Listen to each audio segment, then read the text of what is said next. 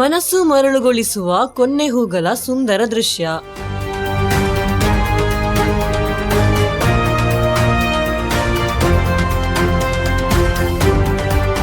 ನೀಲಿ ಆಕಾಶದ ಹಿನ್ನೆಲೆಯಲ್ಲಿ ಕೆಂಪು ಮತ್ತು ಹಳದಿ ಹೂಗಳಿಂದ ಕಂಗೊಳಿಸುವ ಮರಗಳ ಮನಮೋಹಕ ದೃಶ್ಯ ಉಪ್ಪಳ ಸಮೀಪದ ಬಂದ್ಯೋಳ್ ಪ್ರದೇಶದಲ್ಲಿ ಕಣ್ಮನ ಸೆಳೆಯುತ್ತಿದೆ. ಮೇಲ್ಭಾಗದಲ್ಲಿ ಕೆಂಪು ಹೂಗಳಿಂದ ಅರಳಿರುವ ಕೃಷ್ಣಚೂಡ ಮರ ಹಾಗೂ ಕೆಳಭಾಗದಲ್ಲಿ ಹಳದಿ ಹೂಗಳಿಂದ ಕಂಗೊಳಿಸುವ ಕಣಿಕೊನ್ನ ಮರ ಪರಸ್ಪರ ಆಲಂಗಿಸಿಕೊಂಡಂತೆ ಕಾಣುತ್ತಿದ್ದು ಪ್ರಕೃತಿ ಪ್ರಿಯರನ್ನು ಆಕರ್ಷಿಸುತ್ತಿದೆ.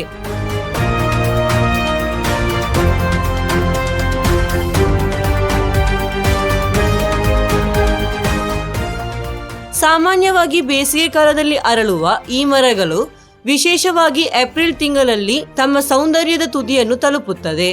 ಕಣಿಕೊನ್ನ ಹೂವು ಅರಳುವುದು ವಿಷು ಹಬ್ಬದ ಆಗಮನದ ಸಂಕೇತವಾಗಿದ್ದು ಸ್ಥಳೀಯರಿಗೆ ವಿಶೇಷ ಮಹತ್ವವನ್ನು ಹೊಂದಿದೆ. ಈ ನಯನ ಮನೋಹರ ದೃಶ್ಯವು ರಸ್ತೆ ಬದಿಯಲ್ಲಿ ಕಾಣಸಿಗುತ್ತಿದ್ದು ಕೇರಳದ ಸಾಂಪ್ರದಾಯಿಕ ಗ್ರಾಮೀಣ ವಾತಾವರಣವನ್ನು ಮೂಡಿಸುತ್ತದೆ. ಹೂಗಳಿಂದ ತುಂಬಿರುವ ಈ ಮರಗಳು ಬೇಸಿಗೆಗೆ ವಿಶಿಷ್ಟವಾದ ಸೌಂದರ್ಯ, ಪ್ರೀತಿ ಮತ್ತು ಹರ್ಷವನ್ನು ನೀಡುತ್ತಿವೆ. അടുക്കമെന്ന പ്രദേശത്താണ് ഇപ്പോൾ നമ്മൾ നിൽക്കുന്നത്. ഇവിടെ ഒരു പ്രത്യേക ഒരു കാഴ്ചയാണ് കാണാൻ സാധിക്കുന്നത്. ഒരു വിഷു പൂ, അതായത് കൊന്നപ്പൂ എന്ന് പറയാം. ഒരു വൃക്ഷത്തിൽ, ഒരു മരത്തിൽ രണ്ട് തരം പൂക്കൾ, ഒരു മഞ്ഞ കളറുള്ള പൂക്കളും ചുവപ്പ് കളറുള്ള ഒരു പൂവും വളരെ അപൂർവമായി കാണാൻ സാധിക്കുന്ന ഒരു സംഭവമാണ് ഇത്. നമ്മൾ സഹോദര സമുദായത്തിൽപ്പെട്ട നമ്മുടെ ഒരുപാട് കൂട്ടുകാർ ഈ പൂവിന് വേണ്ടി ഇവിടെ വരാറുണ്ട്. ഇത് നമ്മുടെ പ്രിയപ്പെട്ട ഞങ്ങളുടെ ഉസ്താദായ മർഹൂം മൂസ ഉസ്താദിൻ്റെ മകൻ ഏവൻ അഷ്റഫാണ് എവിടെന്നോ ഈ മരം ഇവിടെ കൊണ്ടുവന്ന് ചെറിയൊരു തൈ ഇവിടെ നിക്ഷേപിച്ചത്.